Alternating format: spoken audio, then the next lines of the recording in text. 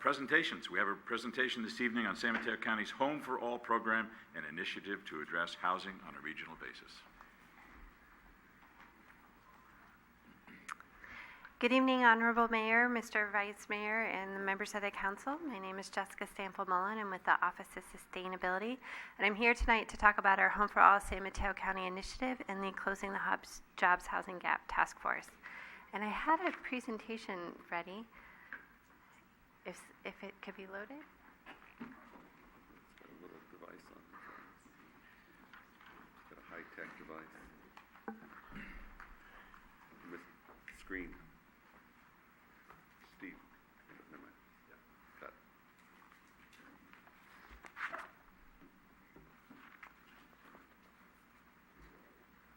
Great. Thank you. Before I begin to talk about the Home for All initiative, I wanted to provide some context for the housing crisis and the impacts that we're experiencing here in San Mateo County. Between 2010 and 2015, San Mateo County saw tremendous job growth. We added over 72,000 new jobs. However, we only added approximately 3,800 units of housing. So for every 1 unit of housing that we built, we add 19 new jobs. Additionally, one of the challenges that we experience in San Mateo County is that a lot of our land is protected either open space or preserved for agriculture. So we only have about 25 to 30% of our land that is developable. Additionally, of our housing stock, 2/3 of that is single-family homes.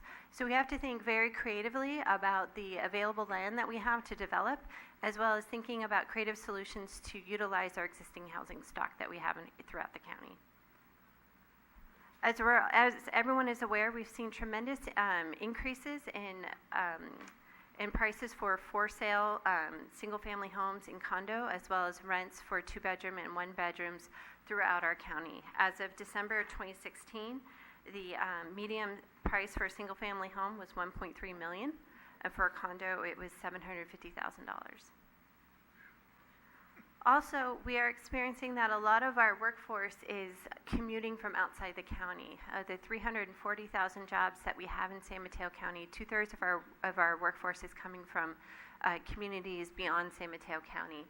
And while the teal, orange, and brown wedges of the pie represent the workforce that are coming from our neighboring counties of San Francisco, Alameda, and Santa Clara County, I'd like to call out the dark purple, where we have 77,000 of our workers coming from beyond those counties, so either coming from Marin, the Central Valley, or coming up the coast from Santa Cruz. What we've also heard from our employers, both large and small, is that housing is becoming a problem in regards to recruitment and retention. The Silicon Valley Leadership Group does an annual CEO business climate survey, and over the past 4 years, housing has been identified as the #1 business challenge.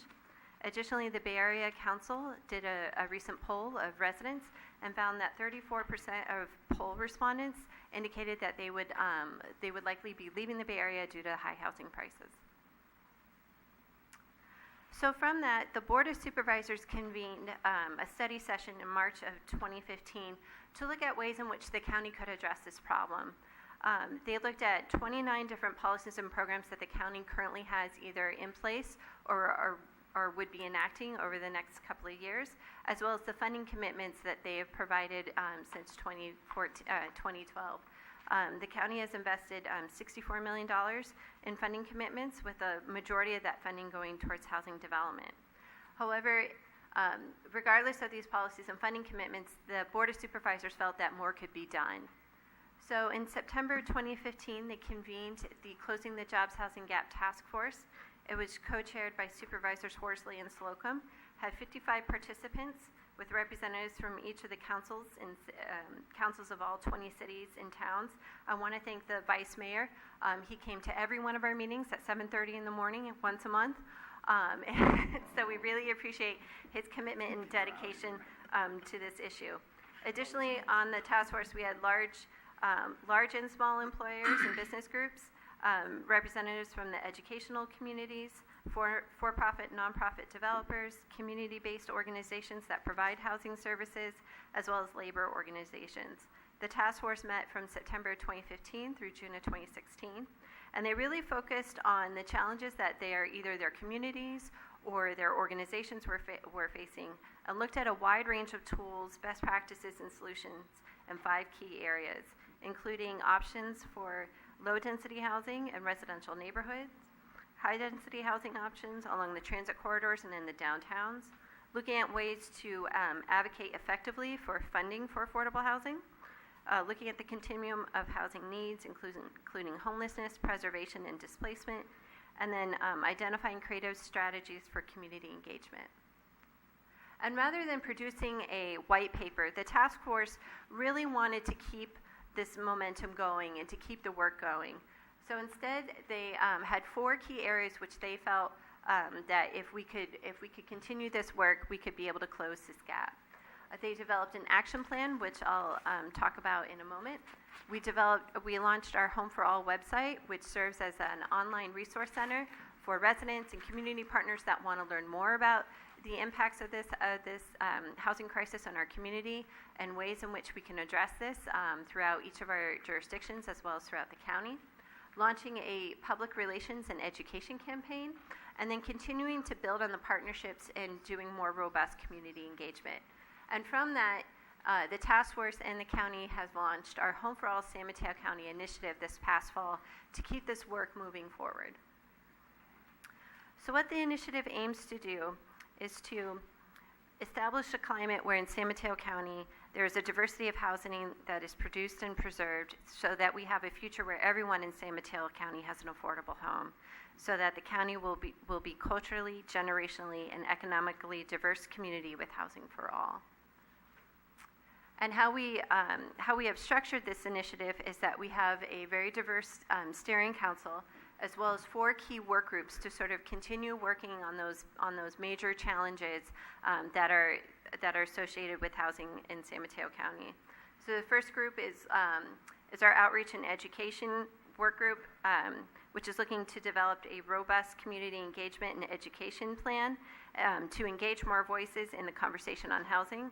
The second is funding, looking at ways in which we can increase state, local, and private funding for affordable housing preservation and development. The third area is legislation and policy, trying to identify ways in which we can work with our federal and state legislators to enact tools and funding to help our local jurisdictions, as well as looking at the policies that each of our jurisdictions have enacted to make sure that they're housing friendly, as well as flexible to new and creative housing solutions. And then lastly, looking at the issue of mobility. We know that that's one of our major challenges, trying to identify ways in which we can be more creative about some of our transportation and transit options that we have enacted. So the Home for All initiative is working to move forward the action plan that was developed by the Jobs Housing Gap Task Force. This action plan has 4 key areas. The first of which is developing partnerships and community support. We're asking each of the jurisdictions to adopt a Home for All resolution, which I'll explain a little bit later in the presentation. If San Bruno was interested in doing that, you would be the 15th jurisdiction to do so we hope that you would be interested in supporting the initiative, as well as continuing to do stakeholder convenings and outreach to our businesses throughout the community. Second is funding, identifying additional and new funding sources for affordable housing, looking at ways in which we can make HART more robust and dynamic. Additionally, the conversations that occurred at the task force inspired the Board of Supervisors to consider a ballot measure last fall to identify ways in which we could create local revenue source for housing, and that prompted the passage of Measure K this past November.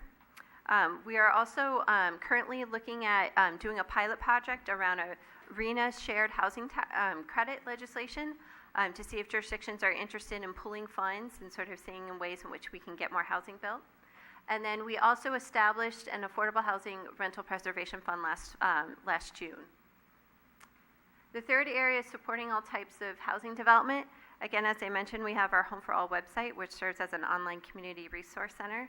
We will be launching this fall a second unit center for residents who are interested in maybe building a second unit, want to learn more about the process, what these things look like, who in their jurisdictions they could contact. It would sort of serve as a one-stop shop for interested residents. And then this summer, we are launching a facilitated community meetings pilot project.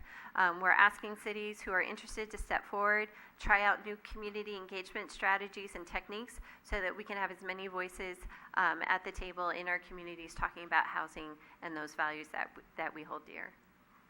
And then the fourth area is securing land and strengthening community infrastructure. I'm doing an analysis of available public land to see how much would be available to develop. I'm looking at regional options to enhance transit, and then lastly, making sure our developments are water efficient. So some of the work that we have done to date, again, building on those partnerships with our city councils. The faith community is extremely engaged on this issue, working with foundations, environmental groups, school districts who have talked about the need for housing for their staff and teachers, and as well as engaging our business community into ways in which we can address this through a public-private partnership. We've also developed a number of educational materials. We have our Home for All website, which is homeforallsmc.com. We have brochures and talking points available for residences and community partners as well. So as I mentioned, a number of cities have adopted our Home for All resolution, including the county and CCAG, and we have 14 other jurisdictions. We hope that San Bruno will consider adopting a resolution in the future, and then we are also doing a similar presentation to Brisbane next month. And what the resolution asks is that the city will commit to continue working with other jurisdictions in the county to address our housing crisis on a regional basis, including through ongoing support of the Home for All San Mateo County Initiative. And I want to thank Vice Mayor Ibarra. He serves on our outreach and education work group through the Home for All Initiative and has been a real supporter. This ends my presentation. If you have any questions, I'd be happy to answer them. Any questions for Jessica at this time? Ken? Not going to make it too long because I have a 7:30 meeting tomorrow morning. I want to thank Jessica for coming out and giving basically 3 years, 2.5 years of process in about a few minutes. It's no secret we have issues with housing. People want to live here, and the demand is high, and the prices are even higher. And that, along with transportation issues, is what attracted me to be, I guess, my city's unofficial representative for this. And so, when the Job Task Force, Housing Gap Task Force came along, I was just curious, and so was surprised to see a lot of my colleagues throughout the county also curious. And I want to thank the county for really instigating this and putting their staff on the line and getting all of this information and making it, palatable and easy for us to understand.